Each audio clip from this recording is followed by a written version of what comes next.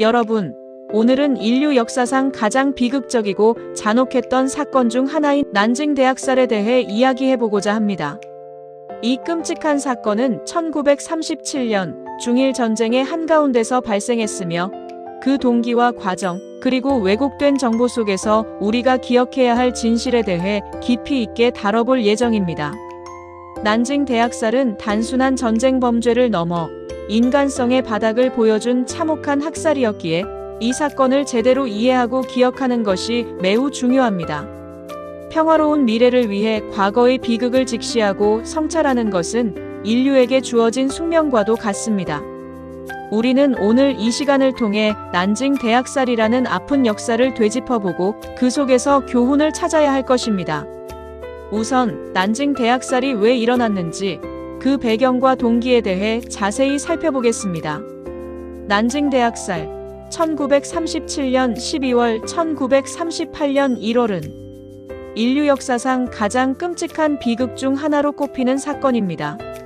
중일 전쟁 당시 일본 제국군이 중국의 수도였던 난징을 점령하는 과정과 그 이후 약 6주 동안 벌인 대규모 학살, 강간, 약탈을 일컫습니다. 1937년 7월 루거우차오 사건, 즉 노구교 사건을 계기로 중일 전쟁이 발발했습니다. 이 사건은 작은 충돌에서 시작되었지만 일본 제국주의의 팽창 야욕과 중국의 민족주의적 저항이 맞물리면서 전면전으로 확대되었습니다.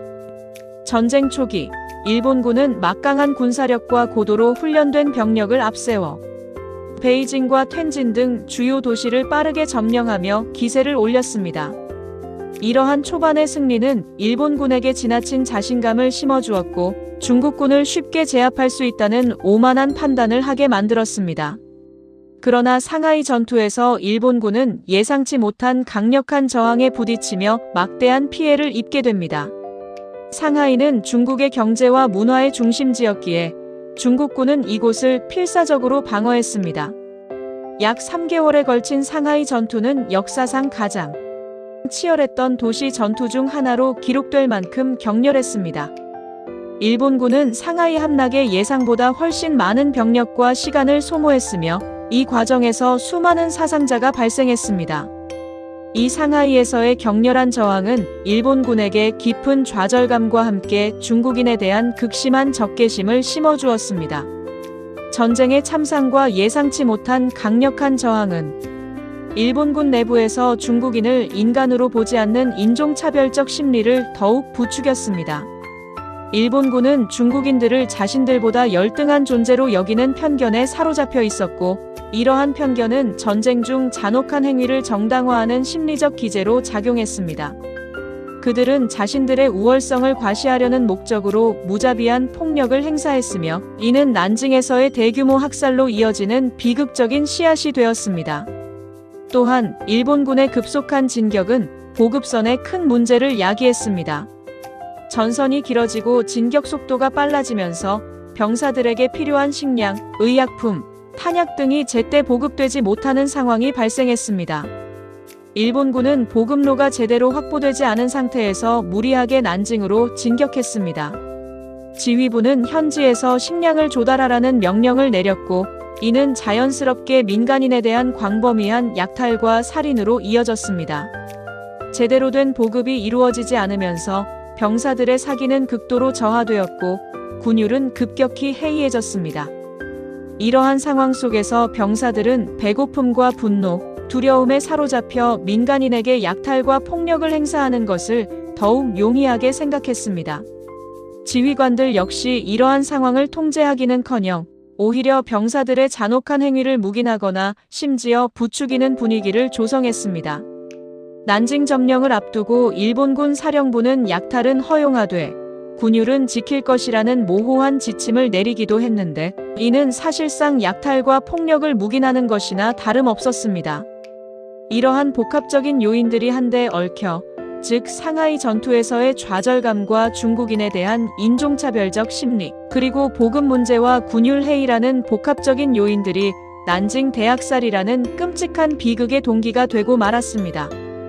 이 모든 요소들이 결합되어 일본군 내부에서는 죄의식 없이 잔혹한 행위를 저지를 수 있는 분위기가 형성되었고, 이는 돌이킬 수 없는 비극을 초래했습니다. 1937년 11월, 중국 국민정부는 장기 항전을 위해 수도를 난징에서 충칭으로 이전한다고 발표합니다. 이는 전략적으로 본토 깊숙이 들어가 항전하겠다는 의지를 보여준 것이었지만 동시에 난징의 방어에 대한 사실상의 포기를 의미했습니다. 국민정부의 수도 이전 발표 이후 난징은 극심한 혼란에 휩싸였습니다. 많은 시민들이 피난길에 올랐지만 미처 도시를 떠나지 못한 수많은 민간인들이 남아 있었습니다. 1937년 12월 13일, 일본군은 마침내 난징을 함락했습니다. 당시 난징 방어를 맡았던 탕성진은 자신의 부대를 남겨둔 채 도망쳤고, 이로 인해 난징은 군 지휘부의 통제력을 상실한 채 무방비 상태로 일본군에게 내던져지게 됩니다. 방어선이 무너지고 조직적인 저항이 사라지자 일본군은 도시로 물밀듯이 밀려들어왔습니다. 이러한 무정부 상태는 일본군에게 학살을 자행할 수 있는 최악의 환경을 제공했습니다. 당시 일본군은 중국군이 항복하지 않고 끝까지 저항하자 본보기로 공포 분위기를 조성하여 중국인의 항전 의지를 꺾으려 했습니다. 난징이 함락된 이후 일본군은 상상을 초월하는 잔혹한 학살을 저지르기 시작했습니다. 이 학살은 약 6주에서 8주 동안 지속되었으며 그 범위와 잔인성은 인류 역사상 유례를 찾아보기 힘들 정도였습니다. 일본군은 항복한 중국군 포로뿐만 아니라 무고한 민간인 남성들을 대량으로 학살했습니다. 전투에 참여하지 않은 민간인들이 단지 중국인이라는 이유만으로 무참히 살해당한 것입니다. 엄청난 수의 중국군 포로를 먹이고 수용할 여력이 없었던 일본군 지휘부는 포로를 전원 처분하라는 암묵적 혹은 명시적 명령을 내렸습니다. 희생자 수는 약 20만 명에서 30만 명으로 추정되는데, 이 숫자는 당시 난징 인구의 상당 부분을 차지하는 충격적인 수치입니다. 일부 연구자들은 사망자 수가 30만 명을 훨씬 웃돌 것이라고 주장하기도 합니다. 일본군은 단순히 살해하는 것을 넘어 극도로 잔인한 방법으로 중국인들을 고문하고 살해했습니다. 그들은 사람들을 대상으로 총검술 훈련을 실시하여 살아있는 사람들을 찔러 죽이는 만행을 저질렀습니다. 이는 병사들의 잔혹성을 극대화하고 사기를 진작시키려는 의도였으며, 동시에 중국인들에게 극심한 공포심을 심어주려는 목적도 있었습니다. 심지어 일본군 병사들 사이에서는 누가 더 빨리 많은 사람의 목을 베는지를 겨루는 참수 경쟁까지 벌어졌습니다.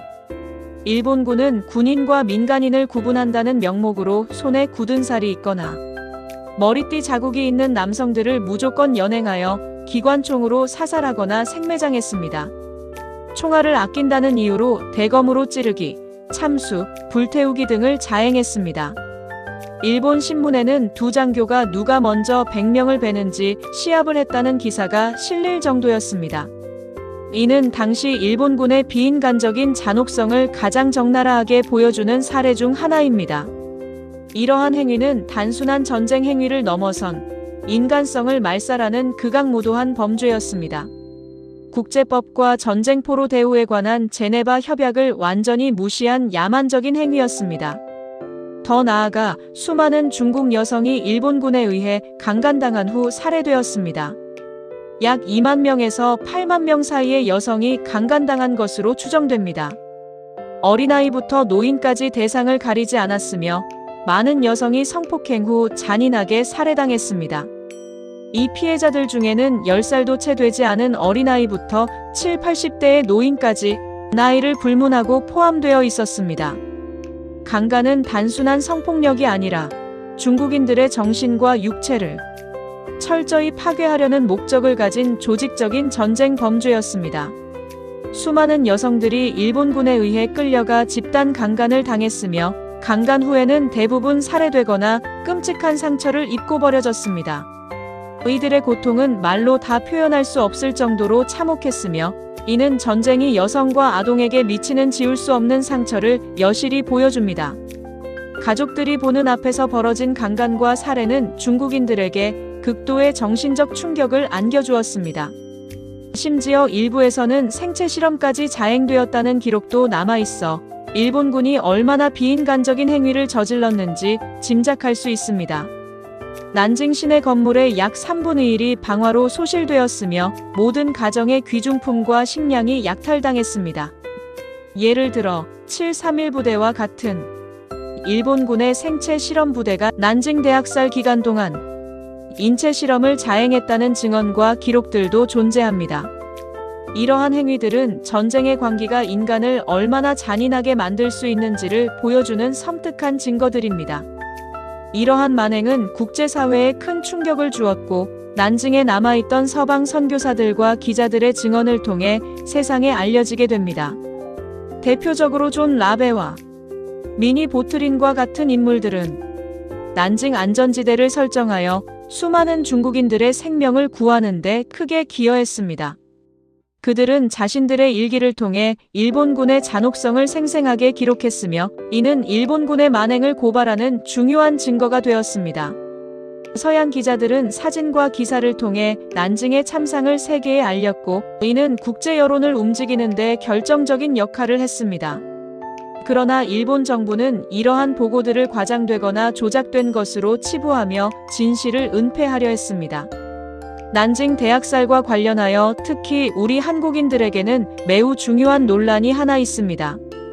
바로 일부 중국 네티즌들 사이에서 난징 대학살의 주범은 한국인이라는 근거 없는 소문이 퍼지고 있다는 점입니다. 이 소문은 난징 대학살을 자행한 일본군 중 40%가 한국인이었다거나 한국 군인들이 일본 군인들보다 더 잔인했다는 등 매우 자극적이고 왜곡된 내용으로 유포되었습니다.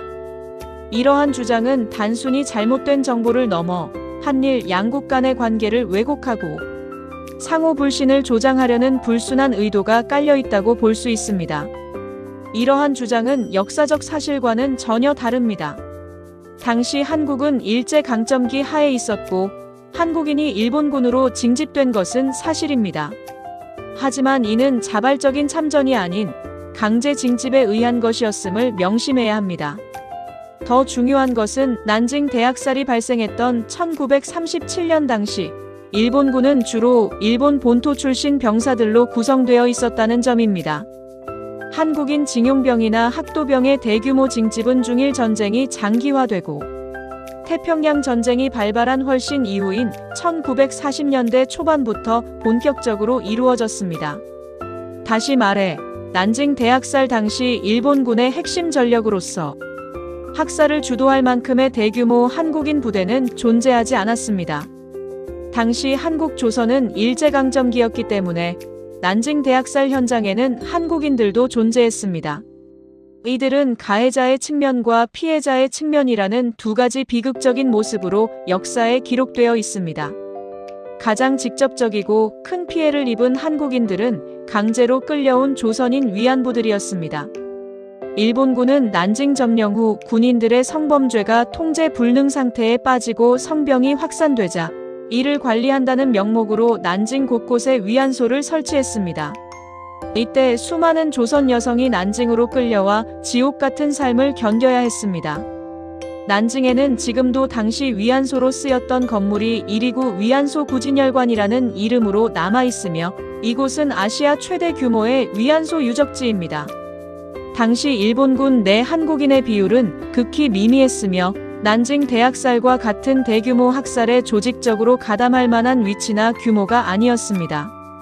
중국 정부는 이러한 유언비어가 확산되자 전문가를 통해 공식적으로 이러한 소문이 사실이 아님을 부인했습니다.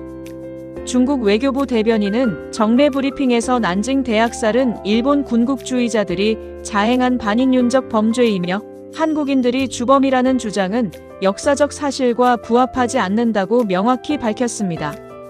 그러나 안타깝게도 여전히 일부 인터넷 커뮤니티나 소셜미디어에서는 이러한 왜곡된 정보가 마치 사실인양 유포되고 있는 실정입니다. 특히 익명성이 보장되는 온라인 공간에서 이러한 허위 정보는 걷잡을 수 없이 확산될 수 있습니다. 일부에서는 15사단 소속 조선인 부대가 학살에 앞장섰다는 주장이 제기되기도 했지만 이 역시 역사적 증거가 전혀 없는 사실무근의 주장입니다. 일본군의 정식 부대 편제에 조선인 부대라는 명칭은 존재하지 않았습니다. 간혹 한국인으로 구성된 소규모 부대가 있었을 수는 있지만 난징 대학살과 같은 대규모 학살을 주도할 만한 규모나 권한을 가진 부대는 아니었습니다. 우리는 이러한 왜곡된 정보에 현혹되지 않고 정확한 역사적 사실을 인지하는 것이 중요합니다. 역사적 사실은 철저한 고증과 증거를 바탕으로 구축되어야 하며 감정이나 편견에 의해 왜곡되어서는 안 됩니다. 난징 대학살은 단순한 과거의 사건이 아닙니다. 이는 전쟁의 참혹함과 인권 유린의 극단적인 형태를 보여주는 살아있는 역사이며 다시는 이런 비극이 반복되어서는 안 된다는 강력한 경고입니다.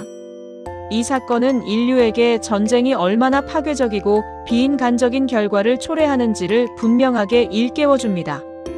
중국은 2014년부터 12월 13일을 국가추모일로 지정하여 난징 대학살의 희생자들을 기리고 있습니다. 이는 끔찍한 역사를 잊지 않고 기억하려는 노력의 일환이며 후대에게 그 교훈을 전달하려는 중요한 시도입니다. 매년 이날이 되면 중국 전역에서 추모 행사가 열리고 희생자들의 넋을 기리는 묵념과 추모의 메시지가 울려 퍼집니다. 이러한 추모의 노력은 역사를 잊지 않고 미래 세대에게 평화의 중요성을 가르치기 위함입니다. 우리 모두는 난징 대학살의 진실을 정확히 알고 기억하며 역사적 왜곡에 맞서 올바른 정보를 전달해야 할 책임이 있습니다. 특히 한국인으로서 우리가 역사의 가해자로 오인되는 왜곡된 정보에 대해서는 적극적으로 반박하고 진실을 알려야 합니다. 잔혹한 역사를 기억하는 것은 과거의 아픔을 치유하고 미래의 평화를 건설하는 첫걸음입니다. 역사를 잊은 민족에게 미래는 없다는 격언처럼 우리는 과거의 비극을 통해 미래를 위한 교훈을 얻어야 합니다. 다시 한번 난징 대학살 희생자들의 명복을 빌며 평화로운 세상을 위한 우리의 노력이 계속되기를 희망합니다. 이 비극적인 역사가 다시는 반복되지 않도록 우리 모두가 역사적 사실을 직시하고 올바른 역사인식을 가지는 것이 중요합니다. 오늘 이 이야기를 통해 난징 대학살에 대한 깊이 있는 이해를 돕고 역사적 진실을 탐구하는 계기가 되었기를 바랍니다. 오늘 영상이 도움이 되셨다면 좋아요와 구독, 알림 부탁드립니다.